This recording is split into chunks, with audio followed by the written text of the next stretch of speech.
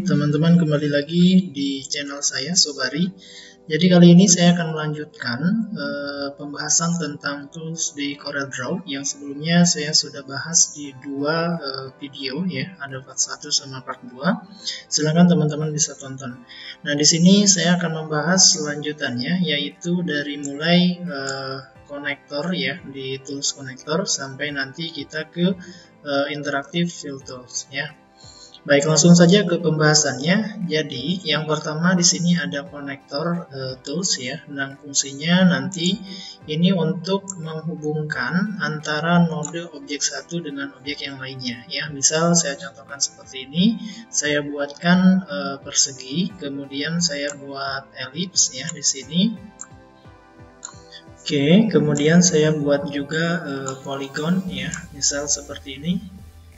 Oke. Nah, ketiga objek ini saya ingin hubungkan untuk anchor point-nya ya. Jadi saya akan konekkan ke anchor dari masing-masing objek ini. Misal saya tarik di sini, klik ya, kemudian tahan dan tarik, kemudian arahkan ke konektor di objek lainnya. Kemudian yang elip ini saya konekkan juga dengan yang polygon ya. Oke, seperti ini. Nah, ketika si objek ini ditarik, maka dia akan tetap terkoneksi dengan objek tersebut. Jadi seperti ini ya.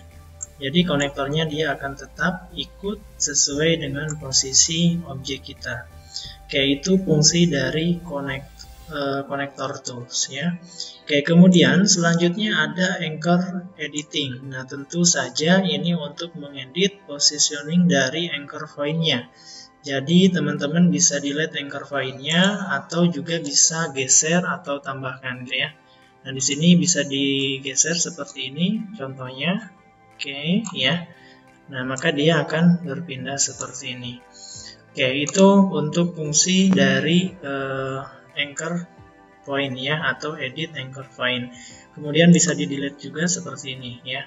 Jadi ketika nanti ditarik, oke, saya arahkan dulu ke sini, saya tarik ya. Nah, maka dia tidak akan terhubung karena anchor point-nya sudah di-delete tadi. Yaitu untuk fungsi dari anchor editing sama konektor ya. Baik, selanjutnya saya akan jelaskan mengenai fungsi tools dari shadow ya. Nah, shadow ini ada banyak turunannya. Pertama ada shadow sendiri, kemudian contour, blend, sampai dengan block shadow ya.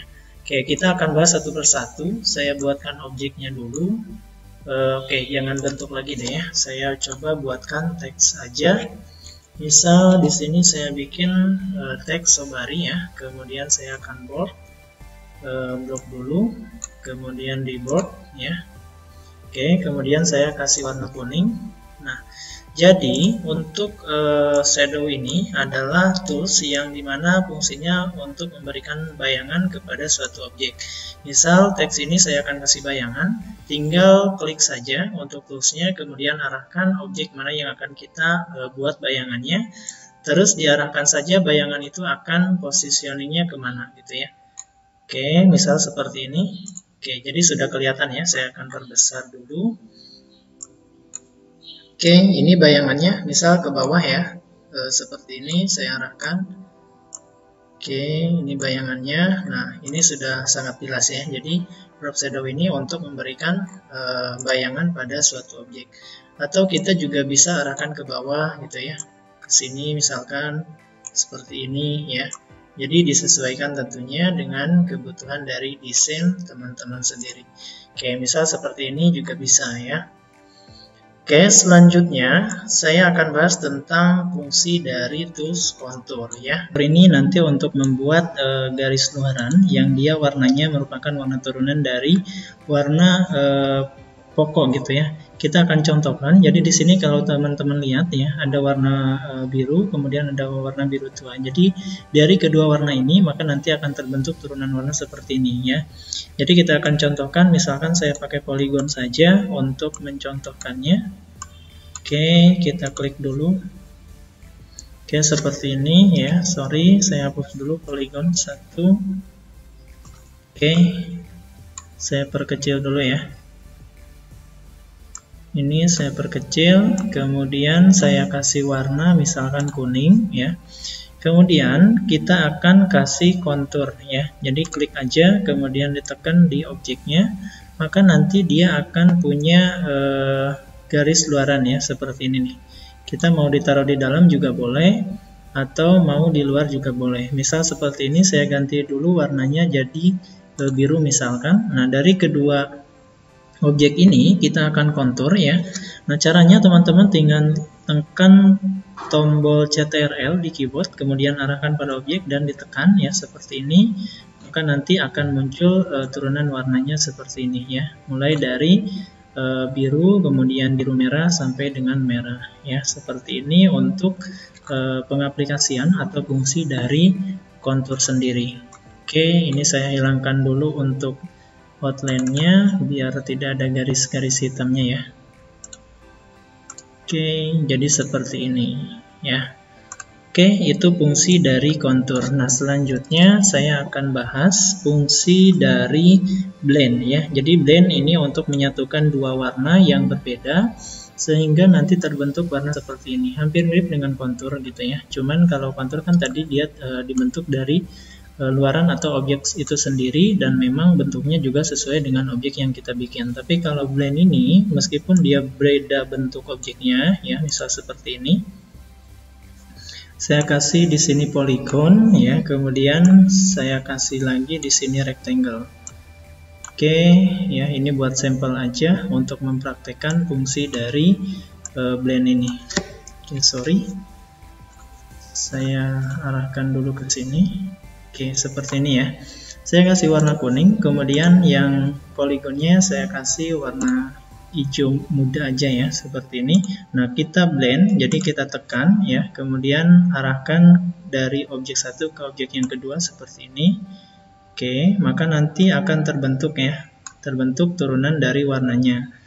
Di sini kita sudah bisa lihat bahwa ada turunan warna ya, atau gabungan dari warna hijau dengan kuning seperti ini ya. Ya, selanjutnya kita akan praktekkan tentang distort. Nah, distort ini untuk membuat objek kita menjadi lekukan sesuai dengan yang kita inginkan. Jadi kita bisa ubah-ubah. Misalkan di sini ada contoh ya.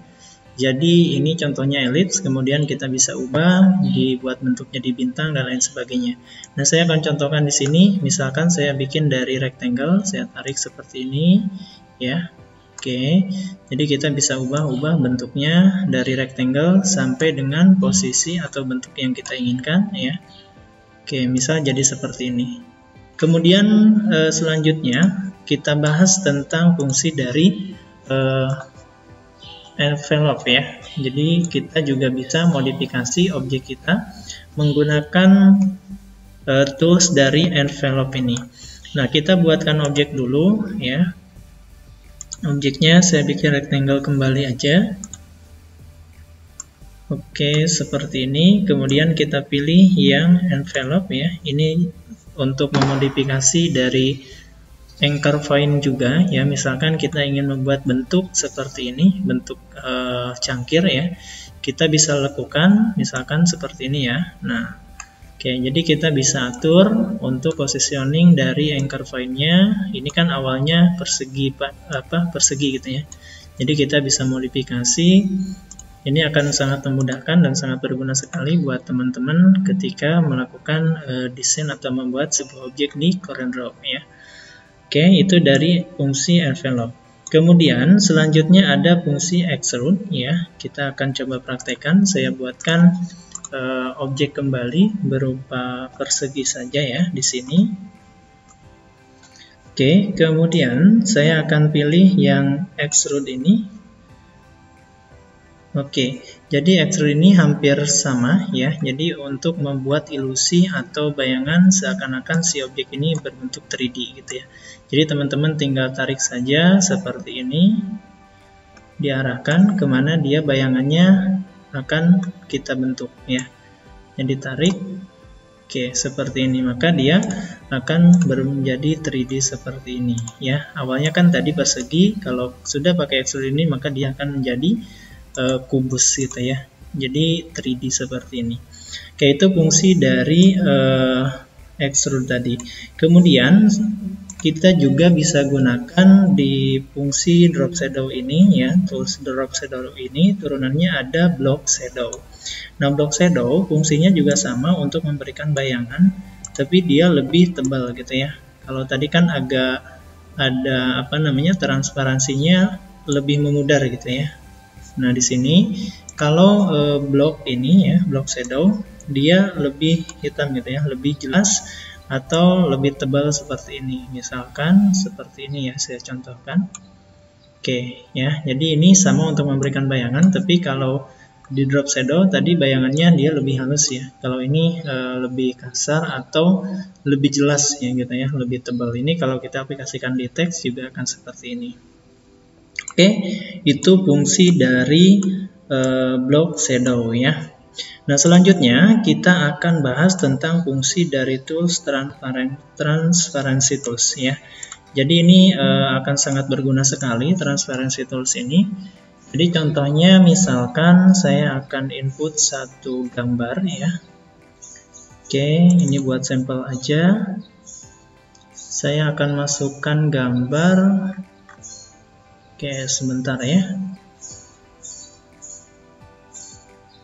Untuk gambarnya saya ambil misal ini aja ya. Ini foto saya. Oke, kita input. Oke, seperti ini. Jadi kita drag and drop aja. Baik. Jadi setelah kita punya objek ini, kemudian kita akan kasih warna supaya dia ada efek transparansinya ya. Jadi misalkan ini saya perbesar dulu. Nah, misalkan di bawahnya ini kita akan kasih warna agak tebal gitu ya. Kemudian semakin ke atas dia akan semakin kelihatan wajahnya. Baik, kita pilih rectangle dulu ya. Kita buat bidangnya atau objeknya. Misal seperti ini saya terapkan. Ya, kemudian saya kasih warna kuning. Oke. Kemudian kita pakai tools transparency ini, diklik aja. Kemudian kita arahkan transparansinya kemana ya. Oke, ini kan awalnya ketutup ya, maka setelah ditransparansi dia akan kelihatan untuk background dari fotonya tadi. Ini kan kuning tadi ya, kuning kemudian lebih semakin memudar dan semakin kelihatan dari fotonya tadi. Dari awalnya ketika tidak digunakan transparansi maka ini akan tertutup warna kuning ya, seperti ini. Nah, ini fungsi dari transparansi. Kemudian selanjutnya saya akan menjelaskan tentang color eyedropper dan atribut eyedropper ya. Ini sama-sama untuk mencontek gitu ya, atau meniru warna ataupun bentuk ya dari suatu objek dan ingin diterapkan ke objek yang lain. Misal seperti ini kan awalnya warna kuning, saya akan tiru warna biru ini atau saya akan terapkan warna biru ini ke objek rectangle yang warna kuning. Teman-teman tinggal klik aja di color eyedropper, kemudian dipilih warna yang ingin kita tiru atau terapkan ya. Sebelumnya tentu kita harus pastikan dulu objek mana yang akan kita ubah atau yang akan kita gunakan warna dari tiruan warna yang kita arahkan seperti ini ya. Jadi nanti kita akan dapat warna birunya, kemudian kita tempelkan ke objek ini ya, seperti ini. Ini karena tadi sudah kita kasih efek transparansi. Oke, kemudian ada atribut eyedropper, ini juga sama ya, untuk memanipulasi warna. Bisa lihat di sini, ini untuk contohnya. Jadi dia ada satu warna gradasi ya, gradien, kemudian akan diterapkan pada suatu objek yang pada daerah tertentu ya, gitu. Nah, maka teman-teman bisa gunakan untuk atribut eyedropper ini. Jadi hanya daerah tertentu saja yang ingin kita gunakan warnanya gitu, atau ingin diwarnai dengan hasil tiruan warna tersebut. Oke, selanjutnya ada fungsi dari interactive fill tool ya. Ini juga membahas tentang bagaimana caranya kita membuat atau mewarnai objek dalam lembar kerja kita ya. Saya buatkan objek Bali, kemudian saya gunakan interactive fill tool ya, interactive fill. Nah, di sini teman-teman tinggal klik aja ya, tentukan warnanya seperti ini. Nah, untuk jenis warnanya mau gradasi atau bidang seperti ini ya, atau artistik ya, seperti ini juga bisa, tekstur. kemudian seperti ini ya juga bisa, atau warna dominan juga seperti ini aja juga bisa ya. Jadi ini fungsi dari interactive fill. Kemudian ada smart fill ya. Ini untuk mewarnai warna-warna tertentu pada daerah atau suatu bidang gabungannya. Seperti ini misalkan saya kasih ellipse, kemudian kita klik smart fill lagi, kita kasih warna di sini ya. Kasih warna hijau gitu ya. Jadi untuk daerah-daerah tertentu yang ingin kita warnai, kemudian saya kasih di sini misalkan dari irisan objek itu sendiri gitu ya, atau beberapa objek lah seperti ini. Kemudian saya pilih smart fill ya. Kita ingin warnai misalkan daerah sini jadi warna merah. Sini ya, kita kasih warna merah seperti ini. Kemudian ini kita kasih warna biru misalkan ya. Warna ini aja. Nah, seperti ini ya. Jadi itu untuk fungsi dari smart fill. Oke, selanjutnya yang terakhir ada mesh fill ya. Saya contohkan. Nah, ellipse misalkan, kita lihat untuk mesh fill-nya, ini kan hanya ini aja gitu ya. Tapi ketika teman-teman ingin tambahkan grid-nya, maka tinggal diklik 2 kali ya di sini misalkan seperti ini, terus klik shade-nya di sini 2 kali gitu ya. Nah, kemudian kita bisa kasih warna dalam setiap bidangnya ya. Nanti akan seperti ini untuk warna yang akan dihasilkan. Jadi ini untuk menambah anchor aja ya, juga bisa nih seperti ini. Oke, kita bisa modifikasi lagi ya. Oke ya, jadi itu fungsi dari mesh fill. Oke, itu saja teman-teman untuk pembahasan dari fungsi tools di CorelDRAW 3 ini. Semoga bisa dipahami ya, dan tentunya bisa bermanfaat untuk teman-teman semuanya. Terima kasih sudah menyimak dan menonton video ini. Saya akhiri. Wassalamualaikum warahmatullahi wabarakatuh.